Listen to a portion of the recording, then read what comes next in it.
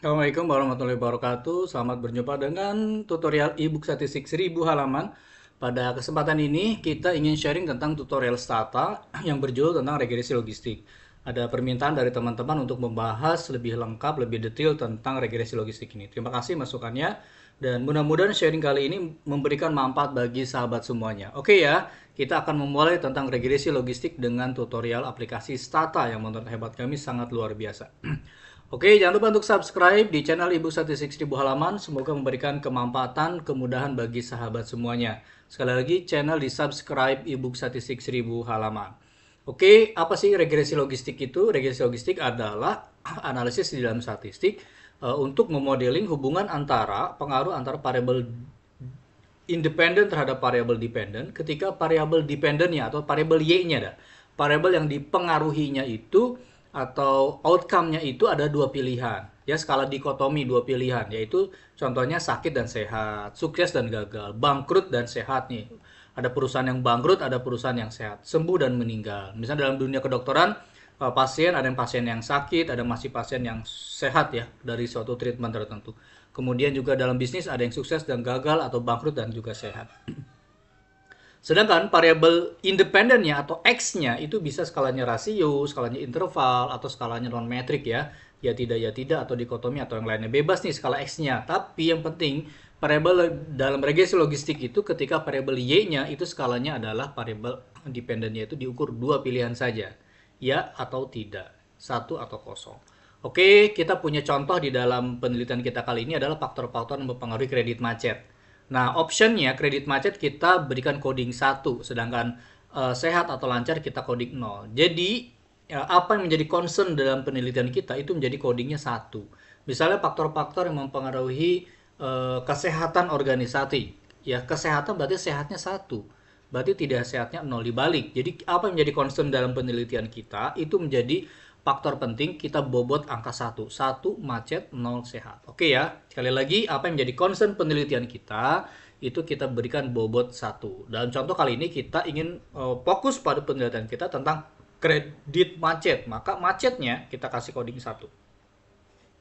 Langkah regresi logistik menurut hemat kami ada 4 ya. Pertama, kita pemeriksaan asumsi dulu yang dulu orang bilang asumsi klasik lah ya. Nah, di sini ada multikolinear dan outlier saja yang kita periksa. Kedua, kita akan memeriksa uji goodness of fit-nya, likelihood ratio test dan Hosmer-Lemesel test. Kemudian yang ketiga uji parsial dan interpretasi. Yang keempat uji kebaikan model atau R-square, tabel klasifikasi dan ROC curve. Kita ikutin ya langkah-langkah ini sudah sangat lengkap kita share kepada publik.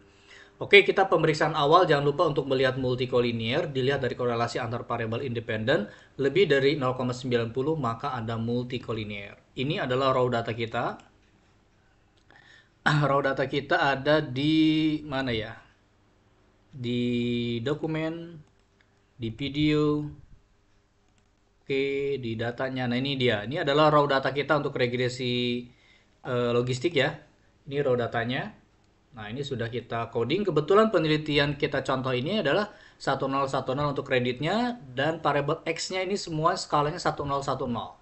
Nah, ini bisa juga skala untuk variabel X-nya ini boleh variabel skalanya interval atau rasio di sini ya. Misalnya umur skalanya 40 tahun, 30 tahun, 20 tahun, yang lainnya boleh. Kita tapi coding di 1010. Oke, kita tutup, kita save variabel ini, sudah kita tarik ke Stata. Contohnya seperti ini, file, import, Excel, kita cari raw datanya yang tadi. Ini Stata logistik, oke. Jangan lupa first row-nya, oke. Timpa, oke. Untuk melihat raw data ini kita lihat di sini. Ini dia raw datanya. Oke ya, ini sudah ketarik ke Stata. Langkah pertama adalah tadi memeriksa multikolinear. Berarti ketik core, double R, JK variabel independen, JK sampai titik sampai ditulis ini, jangan usah semuanya, sampai yang terakhir waktu pengembalian. Oke, kita lihat di sini apakah ada di atas 0,90 ya, tidak ada ya di atas 0,90 berarti tidak ada multikolinear, aman nih, berarti langkah pertama aman, tidak ada multikolinear. Yang kedua adalah memeriksa outlier. Untuk memeriksa outlier kita bisa lihat di sini. Nah, langkah di Stata untuk memeriksa outlier, kita lakukan dulu regresi logistiknya, kemudian simpan residualnya, kemudian residualnya diplot seperti ini. Oke ya, kita plot nanti residualnya. Lalu yang di atas 3 diasumsikan sebagai data outlier ya. Langkahnya pertama logit dulu, klik logit, kemudian kredit Y-nya JK sampai waktu pembelian. Oke, run. Nah, setelah run hasil keluar regresi logistik ini, kita tulis predict RSTD atau E juga boleh. E aja boleh atau RSTD residual. Oke, RSTD kemudian di sini resid aja tulis. Oke ya. Perintahnya gini. Predict RSTD resid. Enter. Keluar, disimpan di bagian bawah ada variabel baru nih, residual. Nah, nilai residual ini kemudian kita plot. Cara plotnya gini, scatter, kita copy aja lah RSTD ini. Copy di sini, run. Nah, ini dia. Bisa kita lihat di sini ada beberapa data yang masuk outlier nih. Data responden ke 157, 64, 108, data ke 451 dan 477. Ya, jadi ada beberapa responden yang masuk klasifikasi outlier. Untuk melihat outliernya responden yang mana saja, kita bisa lihat perintah gini, list RSTD di atas 3. Ya. Kita list, kita lihat aja siapa aja sih responden yang di atas masuk ke dalam residual. Ya, klik run. Nah, ini dia. Jadi ada tuh 2, 3, 4, 5, 6, 7, 8. Ada 8 responden yang termasuk dalam residual karena nilai residualnya outlier ya, karena nilai residualnya di atas 3. Oke, apakah kalau nanti ada residual itu kita tangani? Ini bergantung kembali ke peneliti. Ya, ada regresi naik tambahan robust juga boleh, tidak juga enggak. Kita lihat hasilnya dulu ya. Kita lihat untuk menangani outlier ini bisa pakai robust, ada yang juga tetap tidak menggunakan ini ya. Oke, lanjut di evaluasi selanjutnya. Uji GOV, likelihood ratio test atau Hosmer-Lemesow test. Ini gimana caranya? Oke, kita lihat di sini. Setelah selesai, kemudian kita ingin pemeriksaan keseluruhan model. Hipotesisnya gini, B1 sama dengan B2, minimal ada satu BI yang 1,0, tidak ada variabel independen yang signifikan. Salah nih, yang signifikan minimal ada satu variabel yang signifikan. Oke, kita langsung uji dengan likelihood ratio test. Ini hasil outputnya seperti ini. Kemudian nanti juga bisa menggunakan stat-gov. Oke ya, ini hipotesisnya. Kemudian kita keluarkan hasilnya. Oke, bisa juga dengan Hosmer and Lemesow. Nanti kita lihat di sini.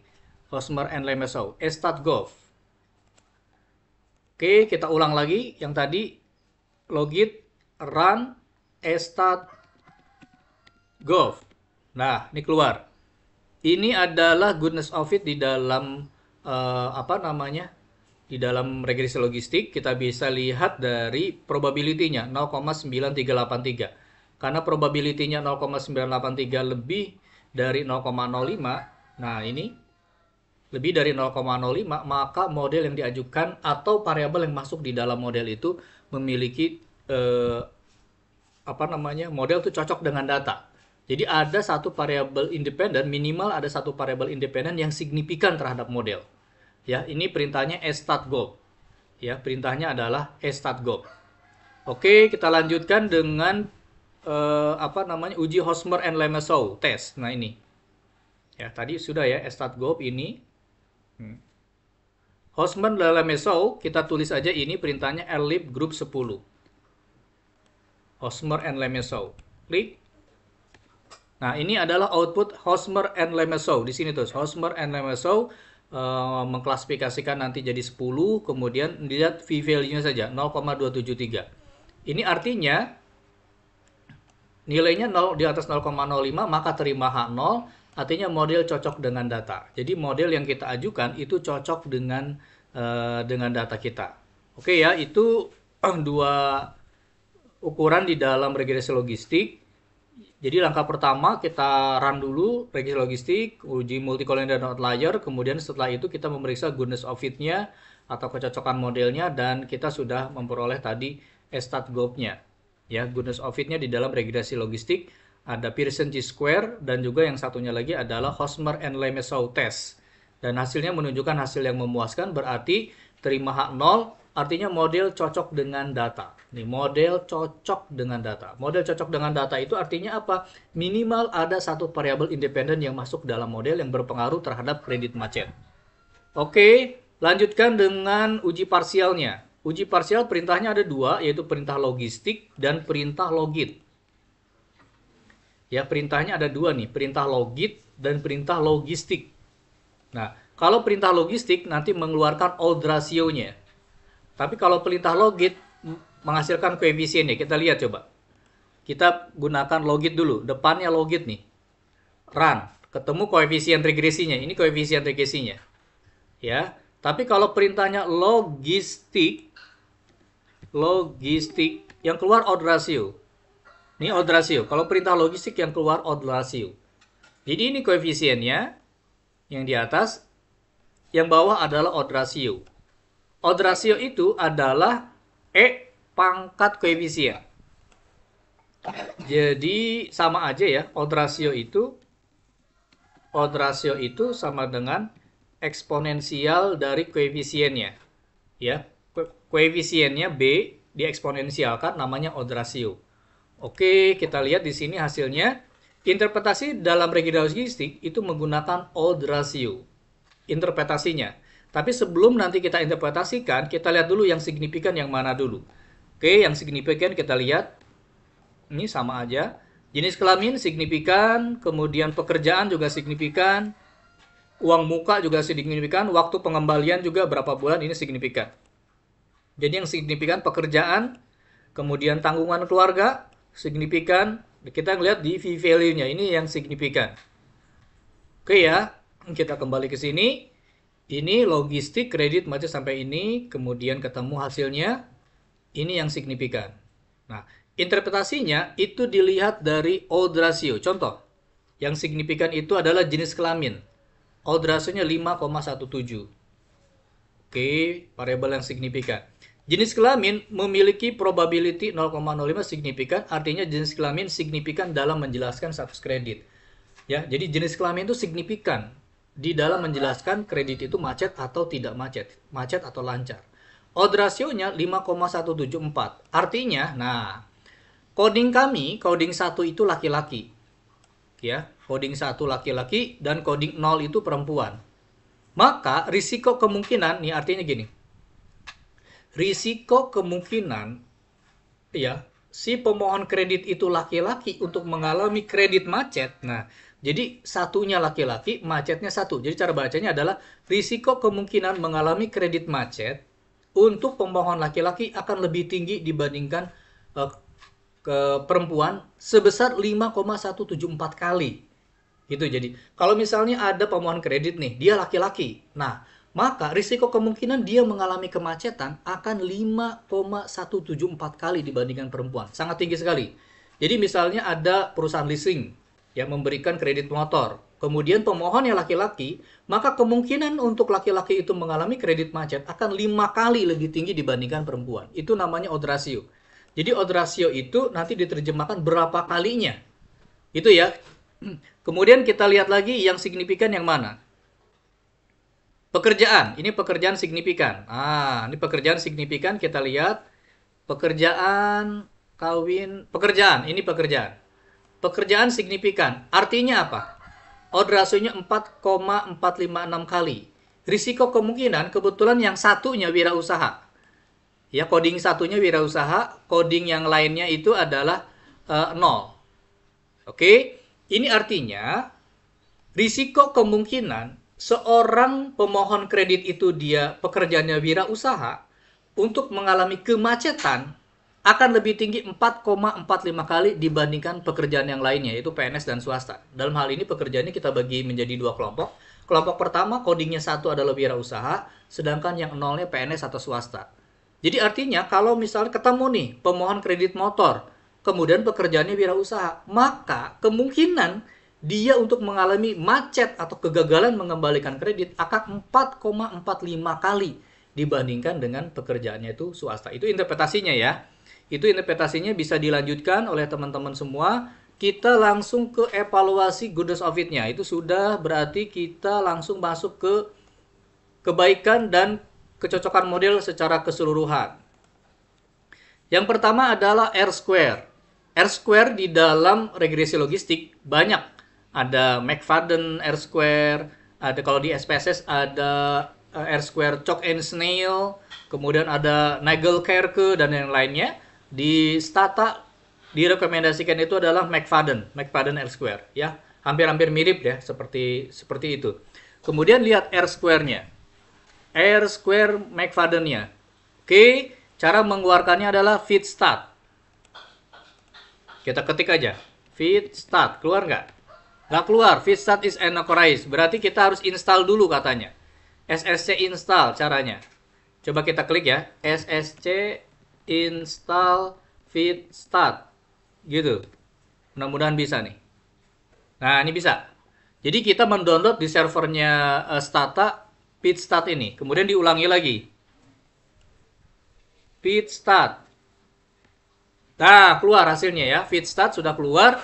Kita lihat McFadden-nya 0,489. Ini interpretasinya beragam nih.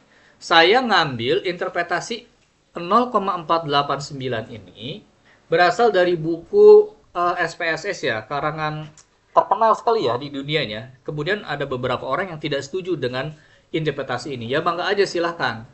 Tapi mungkin ini pendekatan yang menurut hemat saya itu cukup dekat ya.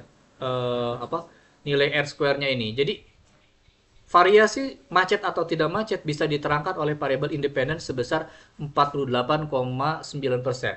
Ya, kami pakai buku SPSS terbitan luar ya, namanya lupa saya itu ya. Terkenal sekali itu. SPSS for Survivor Life. Ya. Jadi interpretasinya kayak gini. Tapi ada yang tidak setuju dengan pendapat seperti ini ya, mangga juga silahkan ya. Kita ilmu pengetahuan terus berkembang dan terus kita cari apa sebenarnya interpretasi dari R-square ini. Tapi kita ambil dari McFadden itu kira-kira macet dan tidak macetnya kredit itu bisa ditentukan oleh variabel-variabel yang masuk dalam model itu sebesar 48,9%. Oke, kita lanjutkan lagi dengan tabel klasifikasinya. Untuk menunjukkan sebesar akurasi prediksi ya. Kira-kira ROC Curve dengan klasifikasi ini adalah akurasi prediksi ini. Nah, kira-kira emang regresi logistik yang kita hasilkan ini akurat nggak sih sebagai variabel prediksi? Kira-kira ini, yaitu klasifikasi dan ROC curve. Oke, kita lihat ada dua perintahnya, yaitu perintah lstat, ya.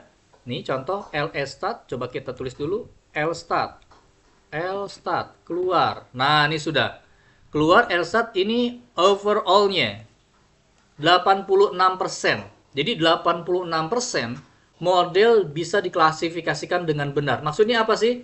Jadi kalau misalnya seorang itu macet, maka akan diprediksi oleh model macet.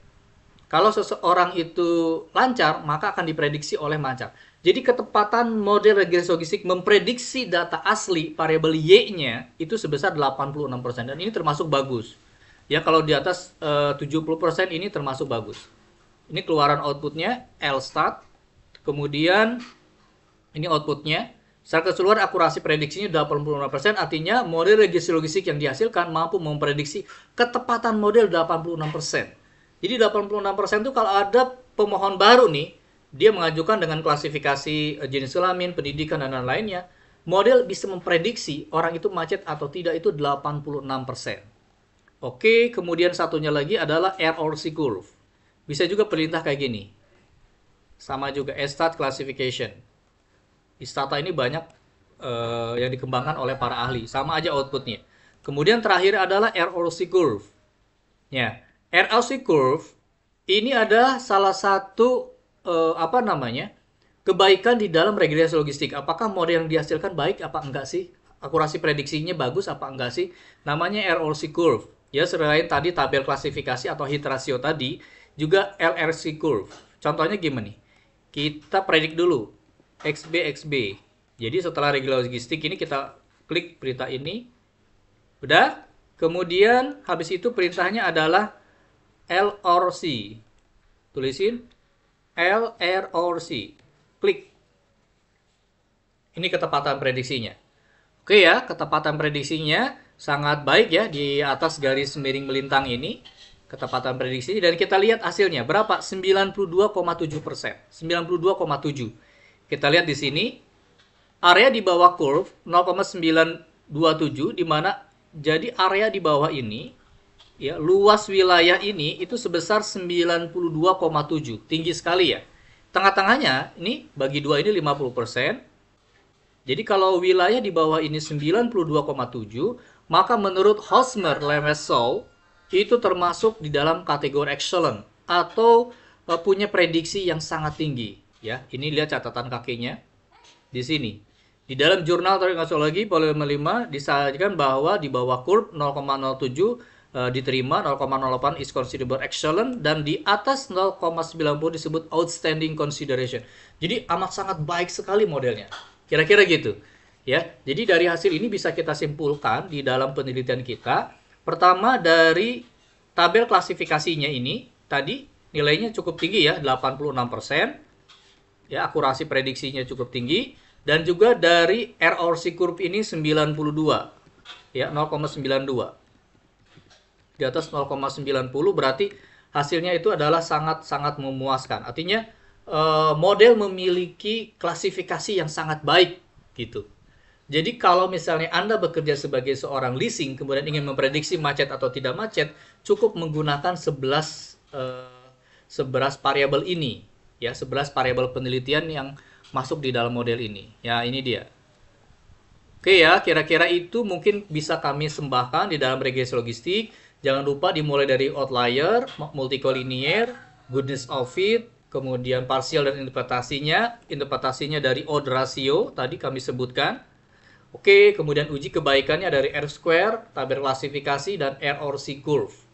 Itu mungkin yang bisa kami sampaikan kepada publik, mudah-mudahan bisa bermanfaat bagi sahabat semua. Mau jagoan olah data sendiri bisa memiliki e-book 1800 halaman.